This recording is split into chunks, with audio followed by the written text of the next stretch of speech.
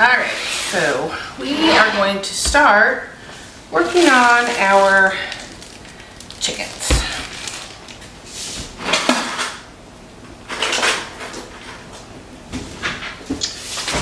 So I'm going to go ahead and cut these bags off. Can't really see very well here.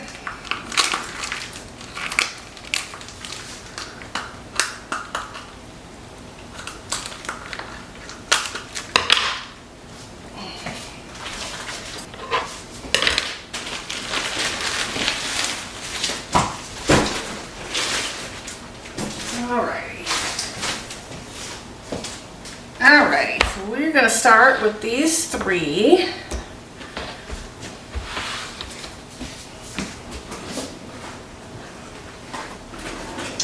Get this under my cutting board so it'll stop spinning around on me. There we go. Alright, so the first thing that we're going to do is cut along where the leg connects so that we can pull it out like this.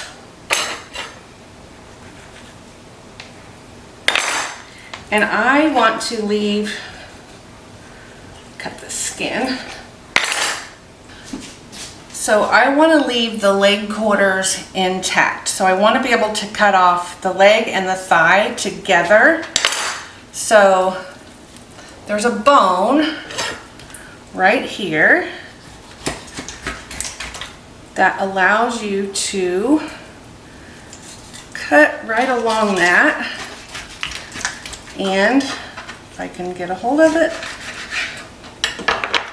cut that off just like that. And so now I've got a leg quarter, and I'm going to do the same thing on this side.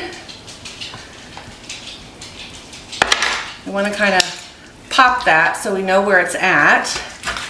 And then we can cut through there, and then we've got our leg quarters. All right, I'm gonna get some bowls out here so I can separate some of this meat. So I'm gonna put my leg quarters in one bowl and my breast pieces in another, and then the rest of the pieces of chicken in a separate bowl that I can use to just use that stuff for stock.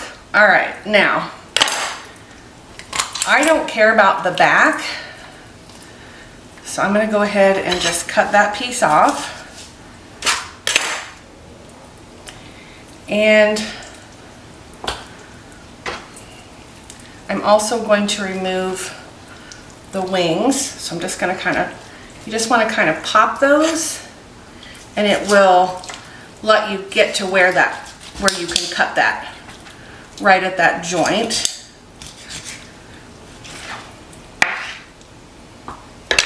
Do the same thing on this side.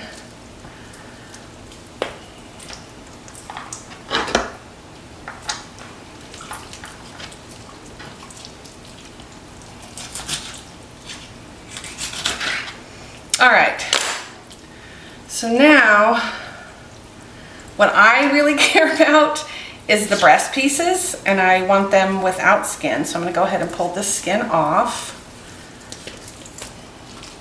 But I'm going to save that skin. I'm going to put it in my bowl that's got all my extra pieces in it, and we'll use that when we want to make more stock, because that will provide a lot of flavor. Alrighty, now here's the rest of the neck.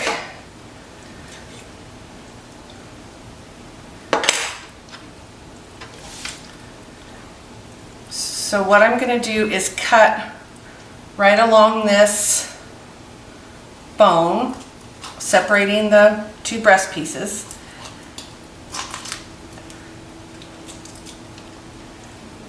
And then I'm going to cut right along that very edge so I can get as much of the meat as possible. I don't want the bone.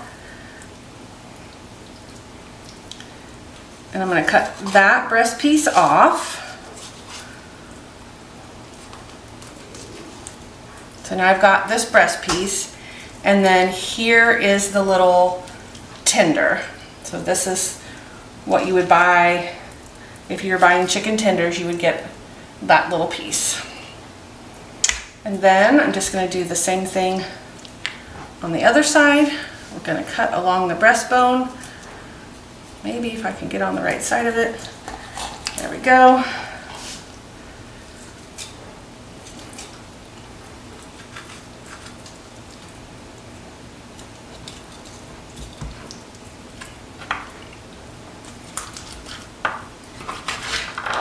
And we're going to cut that off the bone. Whoops. That piece goes in my stockpile. And then I'm going to cut this little bit of fat off by the tender. And I'm going to go ahead and separate those. And there we have our breast piece. It's a little... So these are a lot bigger than the last chickens that I processed last year. Still way smaller than you would get in the grocery store, but that's because these do not have any growth hormones. All right, and then my wings. I typically throw the wings in with the stock, but my son likes the wings, so I'm gonna see if he wants those. So we're just gonna do the same thing. I'm gonna slice through that skin by the leg. We're gonna pop that up so we can get that at the joint.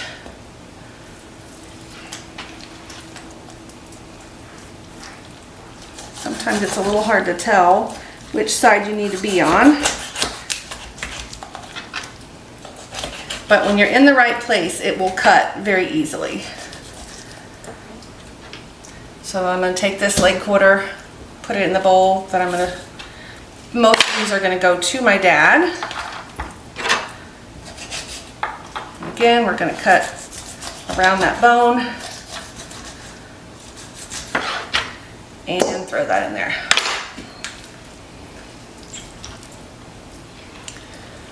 Go ahead and remove these wings.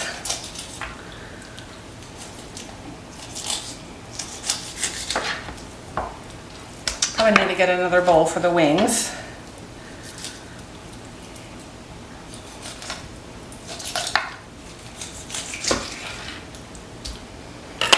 And then I'm going to remove the skin from my breast piece, throw that in my stock bucket.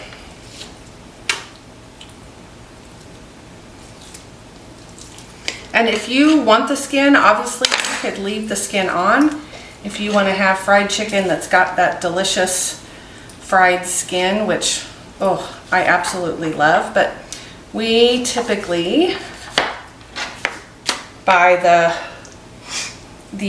boneless, skinless breast pieces. That's what I have bought in the past when I'm buying chicken at the store. All right, we're gonna cut that piece of the back off, throw it in our stock bucket, and then we're going to get our breast pieces cut off of here. Find your little bone in the middle there and cut along that bone so you can get your breast piece removed from the bone. And again, if you like the bone, you can leave it. I don't like to mess with it, so I'm going to go ahead and cut it off. Or cut the meat off the bone, I guess I should say.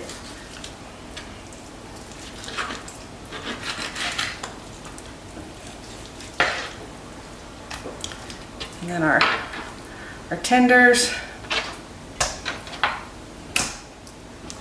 And then we'll do, again, the same thing with the other side. Where's my bone? Here we go.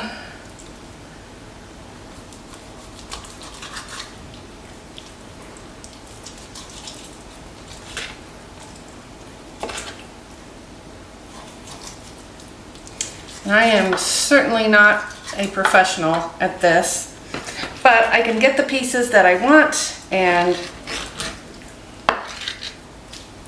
it's relatively easy. I'm going to throw that in my stock bucket. Pull my tender off of there. All right, so I'm just gonna keep on working through all these chickens. I think I have 20 or 21, and I'm gonna go ahead and cut, I think I'm gonna do 15. I'm gonna save 3 each for my kids in case they do want them whole, and then I'm gonna stick those in the freezer for when they are ready to get them. And then I'll be back when we're ready to do the next step with these. Okay, so we're all done processing our chickens. I have 6 left whole in the freezer that are for the kids. Because I told them I would show them how to cut their chickens apart, but I wasn't going to do it for them. So they can either do it themselves or just cook them whole, whatever they want to do. All right, so I'm taking the back, the carcass, all those other leftover pieces, and I'm gonna put them in, I'm gonna double bag them in just plastic shopping bags, and then I'm gonna put that in the freezer for making stock. So I have 1 bag in from yesterday.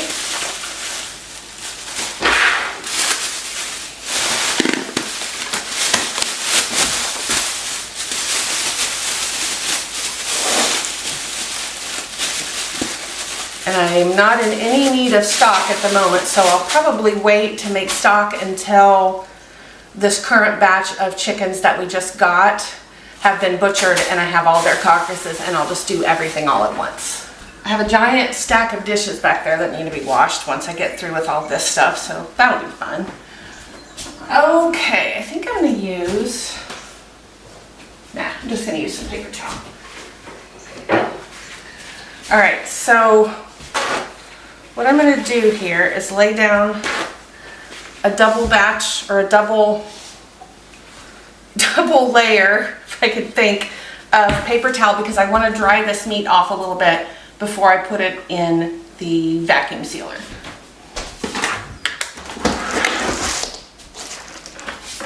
So I'm actually just going to do all the wings first. Those I'm giving to my oldest son. He really likes wings and we won't eat them, so I'm just gonna freeze those or Ziploc those in a bag for him. Vacuum seal, whatever I'm trying to say. So I'll just get that sealed.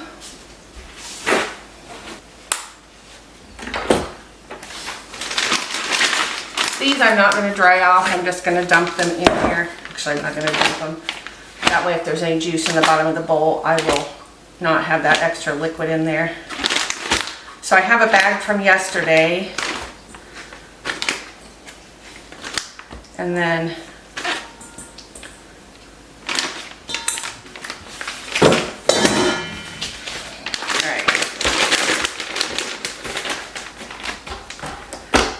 we'll just vacuum seal that. And I made it all the way to the very last chicken before I nicked myself with the knife. All right, so I'm just going to put the date on here. And then put those to the side and they'll go in the freezer until the kids are ready to get their stuff.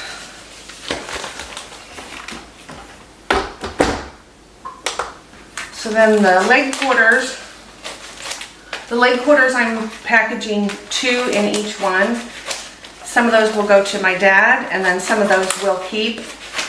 But that way we don't have to worry about which one's in which. All right, so these I started labeling before I put the meat in.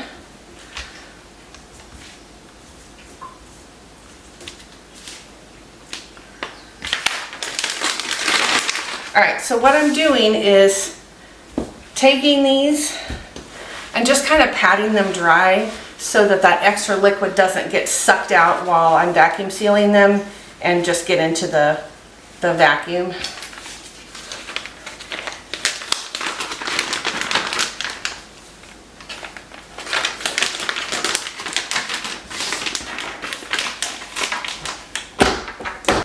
And then for these leg quarters, if it's some that my husband and I are gonna eat, I'll just take out 2 packages. So I'm just gonna keep doing the same thing with all these leg quarters. Same thing with the breast pieces. The breasts, I'm putting 4 in a package, and then I'm putting all the tenders in their own bag, and then I don't know what I'll do with those. Fry this up for like chicken tenders for the kids or something.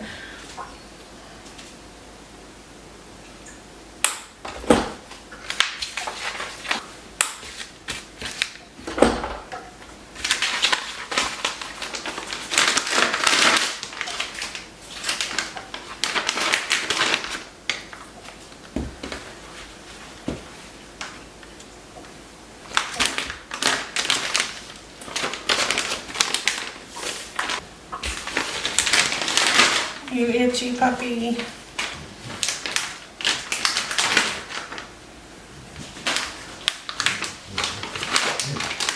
Oh, he's licking his leg.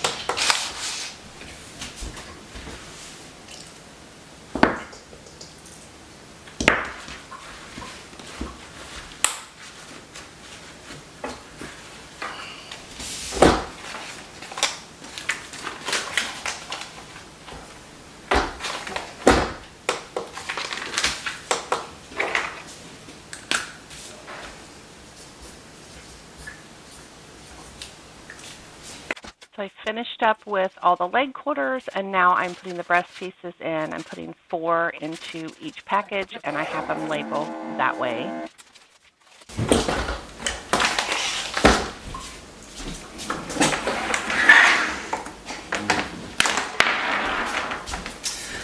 Okay, we've got all of the chicken now vacuum sealed.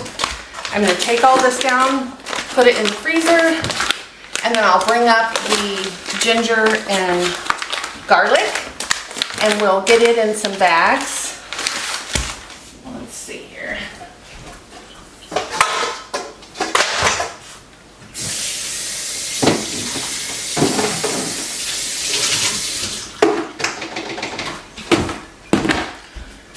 We'll get the ginger and garlic in some freezer bags and put those in the freezer so that they are available to use whenever we're making something that we need them.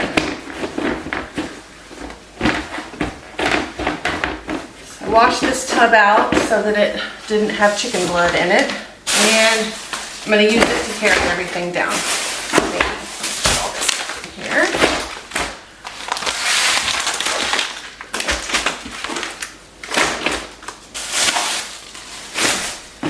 So I'll be right back.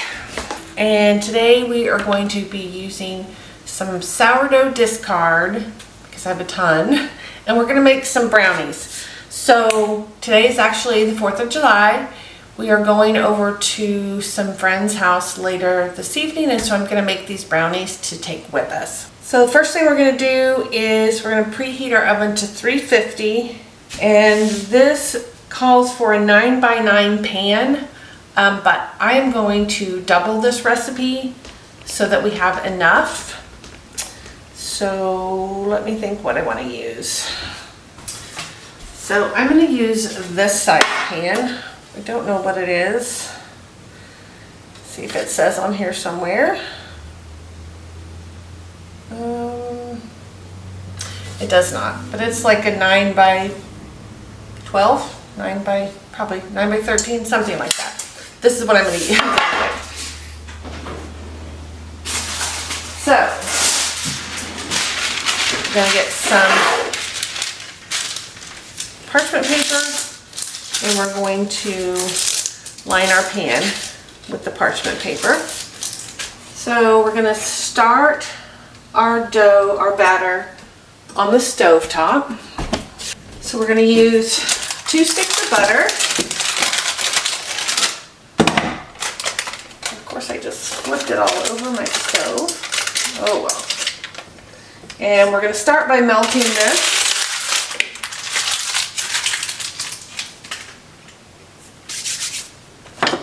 Over low to medium heat. So while the butter is melting, we're going to go ahead and mix together our dry ingredients. I think I need a bigger bowl than this, just to be safe.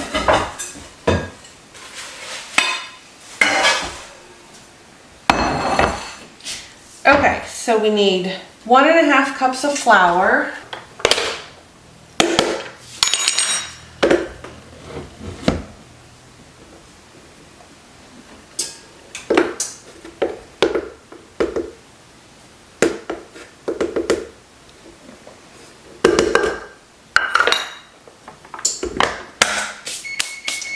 And then we need 2.5 cups of sugar.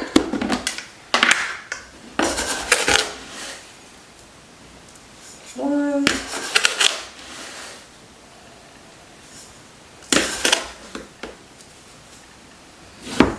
All right. Here's our flour and sugar. All right, so then we're going to add cocoa powder, and we need a cup of cocoa powder.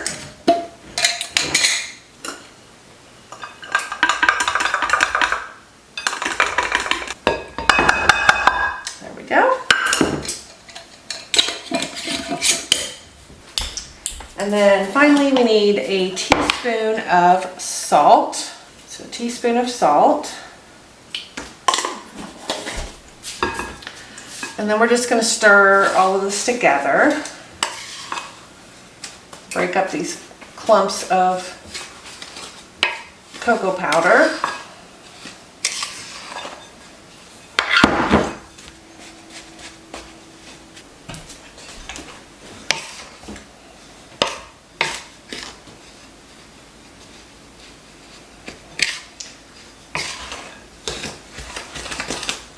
Whoops. Throwing it all over the place. Okay. There's that. Oh, there's still some. Cocoa powder kind of tends to clump up. So I'm trying to break up the bigger clumps so we don't end up with clumps in our brownies. Alright, so we're going to go back to our butter now. And it is getting close to being melted. Alright, turn this up just a little bit. This is almost melted, and once it is, we'll go ahead and add, we're going to add vanilla and chocolate chips.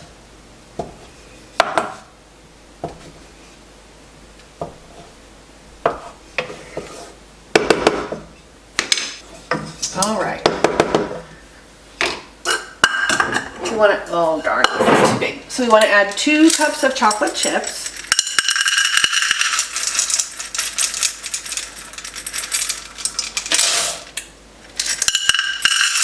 Whoa. And you can use whatever kind of chips that you want. These are some chips that I bought from Azure Standard. They're organic chocolate chips. They're delicious. And we want to add 2 tablespoons of vanilla.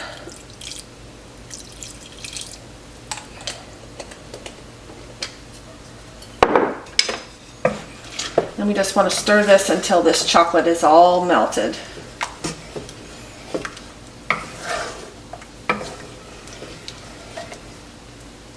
All right. Now that our chocolate is all melted, we're going to pour it into our dry mixture.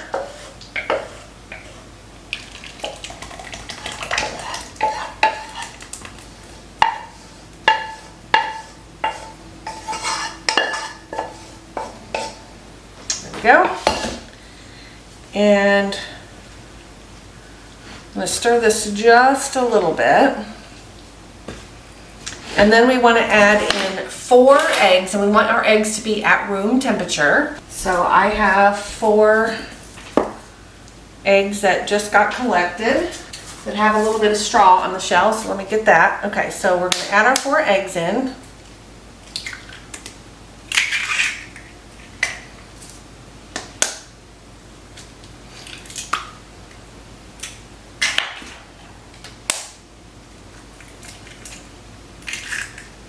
And I have to say, these eggs, this is a sapphire gem, I believe sapphire gem chicken. The eggs are supposed to be blue. They typically have been looking green. This is probably the bluest one that I've ever gotten. Has nothing to do with brownies, but I thought it was interesting. All right. So there's our 4 eggs. And then last we are going to add 1 cup of sourdough discard. And I'm just going to kind of eyeball this.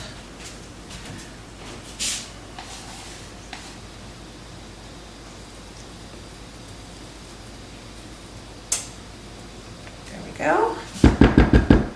Then I need to feed this.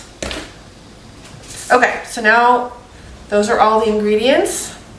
And we are just going to stir this all together until we don't have any more clumps.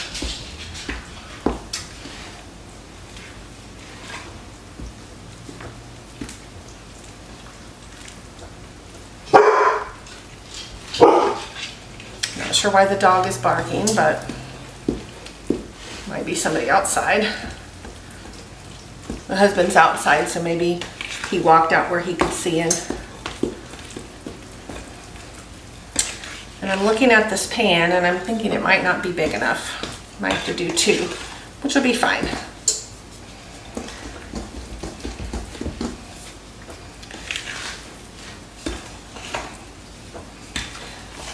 And because this is made with a sourdough discard, you can get a different level of that sourdough tang if you want by either baking this immediately, which is what we're going to do, or you can let it sit overnight in the refrigerator or for several hours in the refrigerator, and that will kind of bring out more of that sourdough tanginess.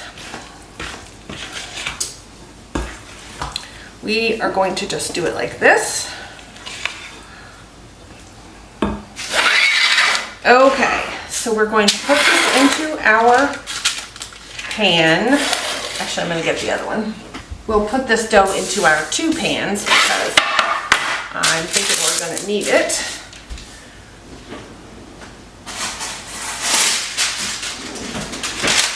Okay.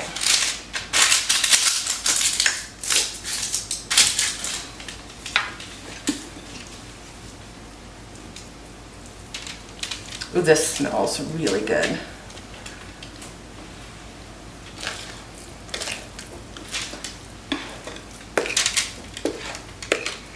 Of course, I'm a big brownie fan anyway, so brownies always smell good to me. All right, let's see.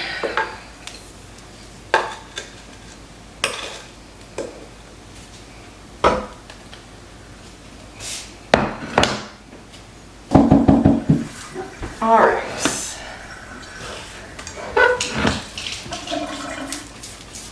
Scrape the rest of this dough where we can get it into our pans, and then we'll kind of spread it out and see what we've got. I think this is actually, these size pans were perfect. All right.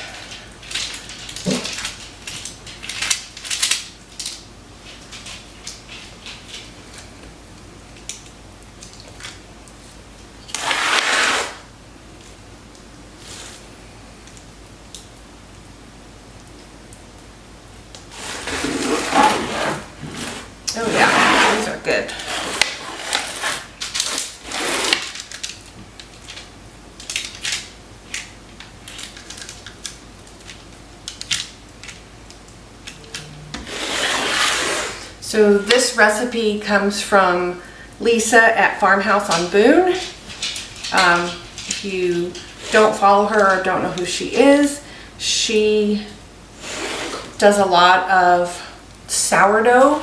That tends to be one of her things that she focuses on when it comes to cooking and baking. And so if you ever want any sourdough recipes, she has tons. They're all delicious. All the ones I've tried are delicious. Okay, so here's our pans. They're gonna go into the oven for about 40 minutes. It is preheated, so we'll go ahead and get these started. So I'm gonna go ahead and feed my starter, so I'll have more. And I'm gonna clean up this mess, and then we'll check those brownies in about 40 minutes. Our brownies are done. So I am going, oh, they smell so good. So I am going to let them cool on these cooling racks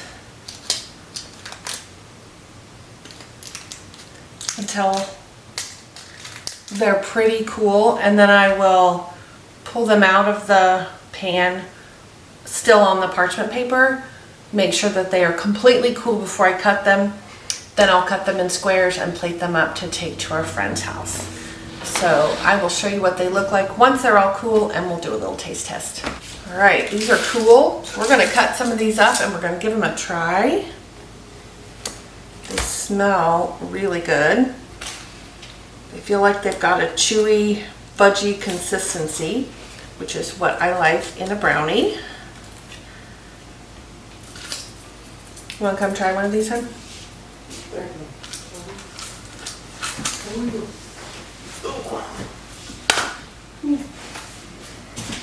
All right, so.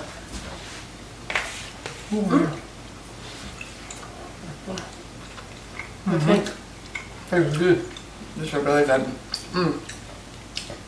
You can taste that little bit of sour from the sourdough discard. Yummy. Delicious. All right. I'm thinking these are going to be a hit. I think I might have more than one.